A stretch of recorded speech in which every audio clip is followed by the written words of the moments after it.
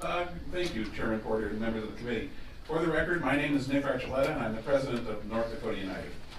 On behalf of our 11,500 members, I rise today in opposition, well, I should say most of them, but there was one member here that testified on the outside, but on behalf of our 11,500 members, I rise today in opposition to House Bill 1310. North Dakota United shares Representative Kiefert's desire to keep our kids safe from harm. I've known Representative Kiefert for a very long time, and I don't doubt for a second that he is absolutely sincere in his efforts to keep children safe, and we share that. However, our members are adamant in their opposition to allowing guns in schools, except those that are under the control of well-trained school resource officers. We conducted a poll, when I say we, I mean DFM Research, in August of 2015. And that poll showed that our members supported their school district's use of school resource officers 51% to 41%, with the rest undecided. Our members opposed having teachers or other school employees with guns, and that was 72% to 21%, with the remainder undecided. We also polled the general public of North Dakota. The citizens of North Dakota are by and large in agreement with their community's teachers. In that same poll, North Dakotans were asked their views of guns in school. By a margin of 56% to 36%, with 8% undecided, North Dakotans supported armed school resource officers in schools.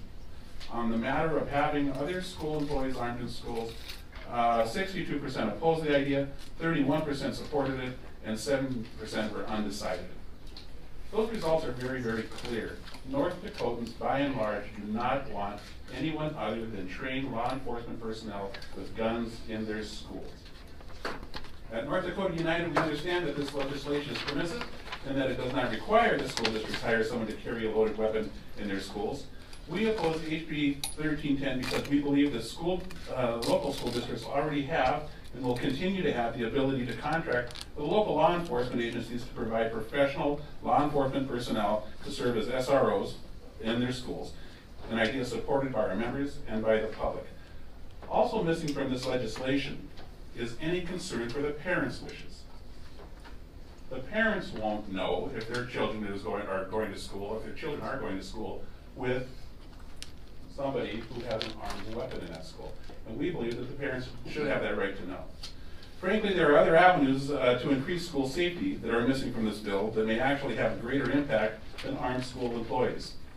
Perhaps our state should consider, first, school safety improvement grants to remodel and reconfigure schools to make them physically safer places.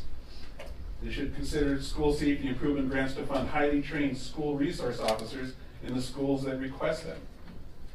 They might dedicate themselves to funding and a commitment to hire more school counselors and social workers who are trained to recognize the signs of distress that those inclined to violence may exhibit.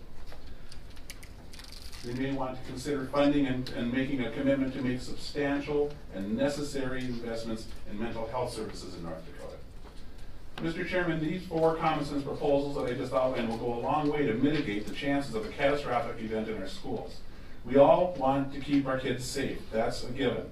But simply arming an individual and putting them in a school is a simplistic, unproven, and potentially dangerous plan to do so. For this reason, Mr. Chairman and members of the committee, I urge you to return a do not pass recommendation on HB 1310. And I would like to say something about Sandy Hook, since it's been broached before.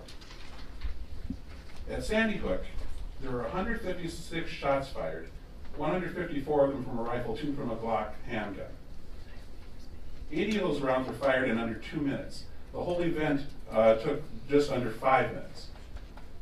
If that police department was across the street, they would have arrived late.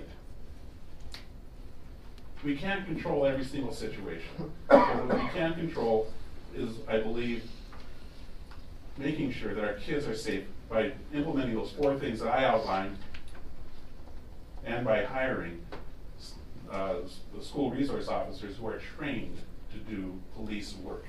School employees are not, and it's unfair to ask them to do so. With that, I'll stand for questions. Questions for Mr. Archuleta?